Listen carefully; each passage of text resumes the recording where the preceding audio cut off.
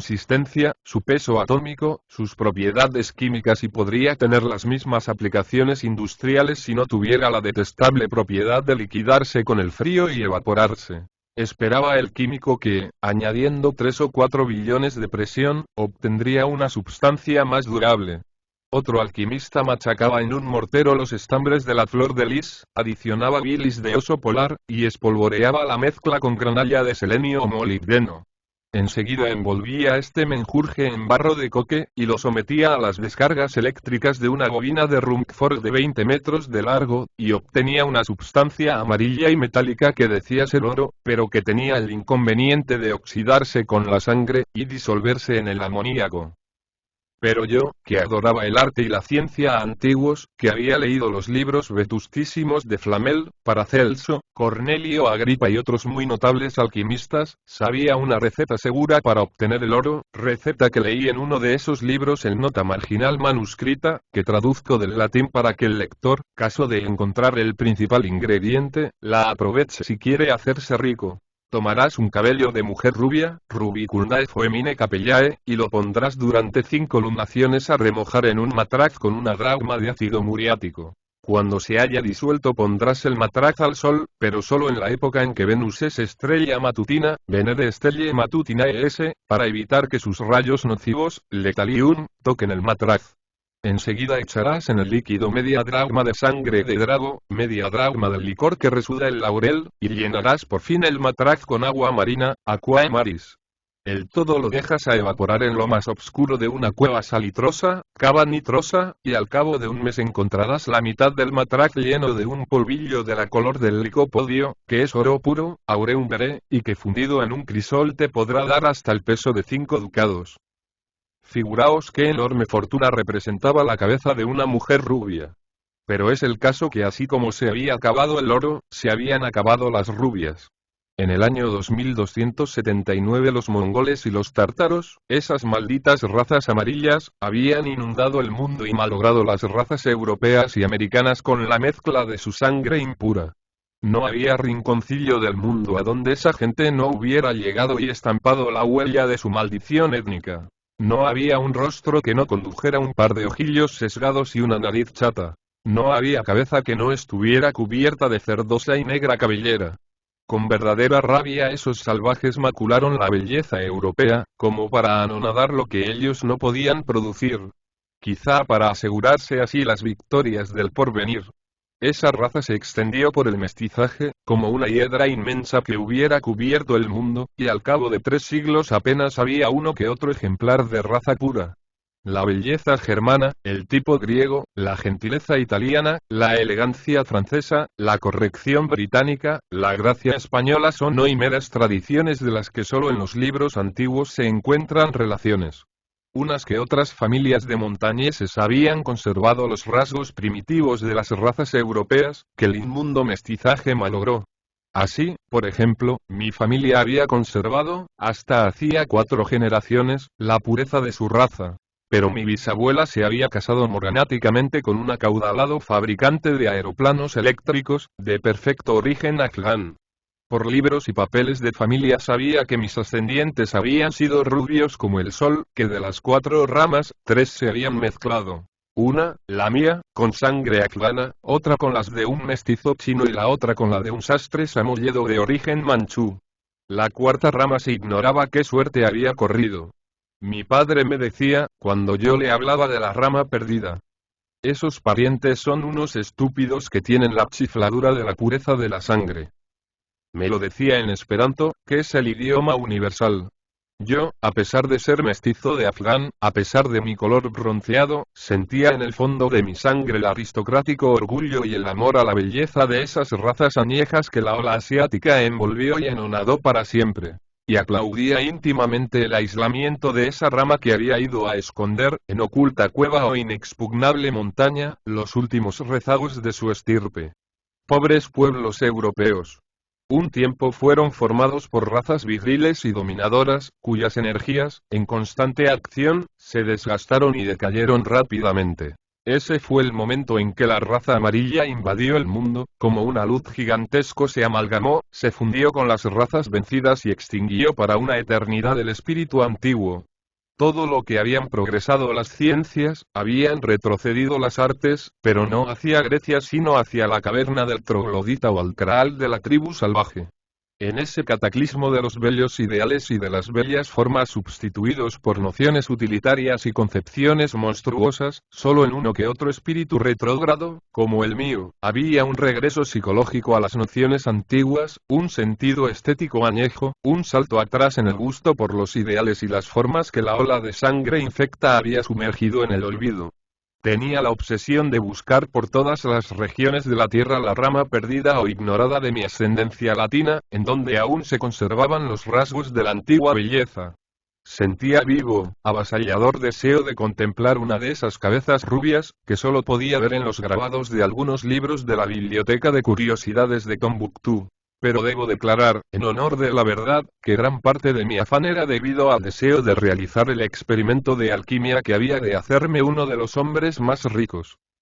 Una mañana me lancé por los aires en mi aeroplano, llevando buena provisión de carnalina o esencia de carne, legumina, aire líquido, etc., todo lo que necesitaba para proveer a mi vida durante un mes.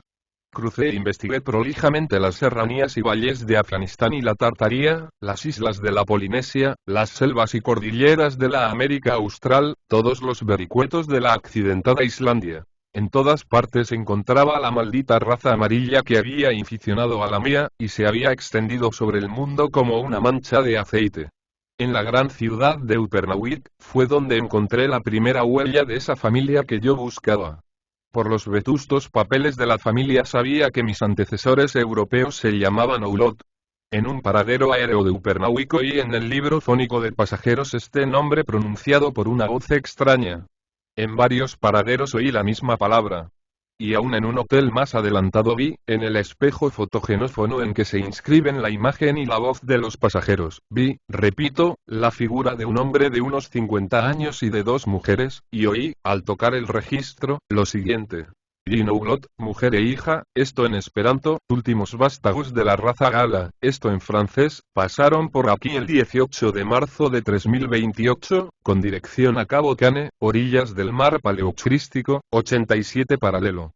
Me puse loco de contento y al día siguiente, a primera hora, me dirigí al lugar indicado, a donde llegué 4 horas después.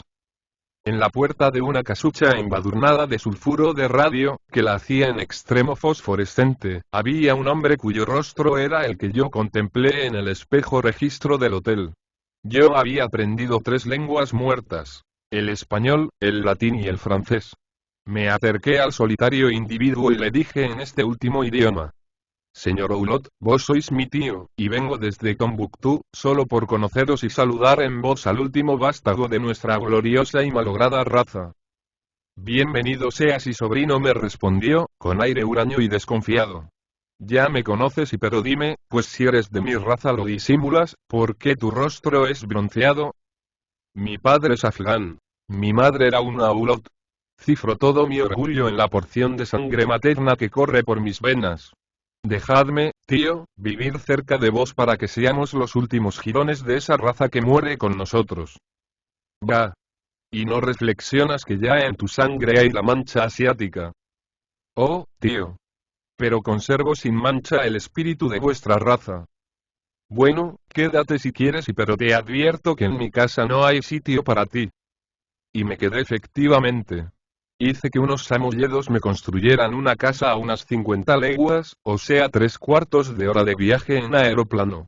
Oulot era muy pobre y yo continuamente le hacía obsequios valiosos de carnalita y oxígeno para calentarse, pues el frío que hacía encima del 85 paralelo era terrible, y se sentía debajo de las pieles de oso y de foca que vestíamos, dejando al descubierto las facciones solamente. Oulot y yo llegamos a intimar, y se admiraba de que siendo yo rico sacrificara mi bienestar en los países del sur por mera fantasía. Oulot era muy avaro y exageraba su pobreza para explotarme a su gusto. Un día, a pesar de sus precauciones, nos encontramos su hija y yo sobre un tempano. Era una joven de unos 25 años, blanca, pálida, de aspecto enfermizo, de ojos y sonrisas picarescos y con algo de esa belleza perdida que yo había contemplado en las estampas de Tombuctú. Desde ese día nos amamos locamente al parecer. Durante 3 meses nos vimos en el mismo sitio y a la misma hora. Cuanto hablamos de amor, iluminados por la luz violácea de la aurora boreal. Y, sin embargo, yo no sabía si era rubia. Nunca había visto sus cabellos, pues su vestido de piel de zorro azul, solo permitía verla el rostro y las manos. Oh, si fueras rubia, hermosa niña, te amaría más si cabe, te adoraría con delirio y harías mi fortuna. Rubia soy, me respondió con adorable mohín de picardía. Poco después salimos Oulot y yo a coger morsas en un banco de hielo, situado a 68 leguas más al norte, y durante el camino aproveché esta circunstancia para exponer mis pretensiones sobre mi prima. Mi buen tío, es probable que jamás encontréis, para marido de vuestra Suzón, un hombre de su raza. Yo la amo y soy correspondido. Concedédmela, que al fin y al cabo de vuestra raza soy. Tú no eres sino un mestizo infame y primero os mataré a ambos que consentir en esa unión que ha de mancillar el último resto de sangre noble que hay sobre la tierra. Ruin asiático, y murmuraba enfurecido. Yo, que conocía la avaricia de mi tío, no hice caso de sus injurias y añadí: estoy en posesión de un secreto industrial que me hará riquísimo. Si me concedéis a Suzón, os haré mi socio, y os daré un tercio de mi fortuna actual y de la futura. Mi tío se ablandó. A poco accedió y al fin quedó convenido en que Suzón y yo nos casaríamos dentro de 6 meses. Al mes siguiente nos dirigimos a Terranova a pasar el verano. Poco después de nuestra llegada, pedí a mi novia un rizo de sus cabellos. Suzón se sonrió, quitóse la toca de piel y expuso ante mis ojos una hermosa cabellera rubia como ámbar. Escógelo tú y... Caí extasiado de rodillas, y con mano temblorosa escogí 10 o 12 hebras, que guardé cuidadosamente en mi cartera. En una habitación tenía preparados mis matraces y retortas. Bajé a la cueva e hice con los cabellos de Suzón las preparaciones convenientes, con estricta observancia de la fórmula alquimista. Cuando saqué en la época oportuna el matraz, estaba este tan empañado y cubierto de mitro, que no podía verse el interior. Lleno de impaciencia vacié el contenido. Era un polvillo rojizo entremezclado de cristalitos de sal marina y pedacillos de resina. En medio de todo estaban unas cuantas hebras de cabello negruzco y sin lustre. De oro no había el menor rastro. Quedé profundamente desconsolado y caviloso. Fui a casa de Suzón para pedirle nuevamente cabello, y repetir la experiencia con mayores precauciones. Entré, y no encontrando al viejo tío en la casa, llegué de puntillas hasta el tocador de Suzón. Ella estaba de espaldas a la puerta con la cabeza sumergida en una jofaina. Padre, dijo al sentir mis pasos. No es tu padre, soy yo, contesté cariñosamente. Suzón dio un grito de sorpresa y se volvió. Sus cabellos goteaban un agua de color indefinible. Ah, pícaro, me has sorprendido. Sí, perdóname, pero ¿qué agua verduzca es esa? Y, eso es y va. ¿Por qué no decírtelo, si no es un crimen? ¿No me dijiste que me amarías con delirio si yo fuese rubia? Y, sí, ¿y qué? Respondí pálido, con el rostro contraído por la rabia, pues comenzaba a comprender. Que todas las mañanas me tiñó el cabello para que me quieras más, contestó, y con cariñosa coquetería me tendió los brazos húmedos al cuello. Yo sentí como si me hubieran dado un hachazo. Y, rechazándola violentamente, exclamé vibrante de cólera. Bestia. Lo que yo amaba en ti era a la rubia auténtica, a la última rubia, a la que murió con tu abuela. Sin perder más tiempo, regresé a Tombuctú, donde revisando mejor los papeles de familia he venido a saber que allá por los años 2222, un Oulot había ejercido en Iquitos, gran ciudad de 2.500.000 habitantes, en la Confederación Sudamericana, la profesión de peluquero, perfumista y tintorista de cabelleras. Probablemente no volverá a existir oro en el mundo, y más probablemente aún, tendré que casarme en Tombuctú con alguna joven de ojillos oblicuos, tez amarillenta y cabellos negros e hirsutos.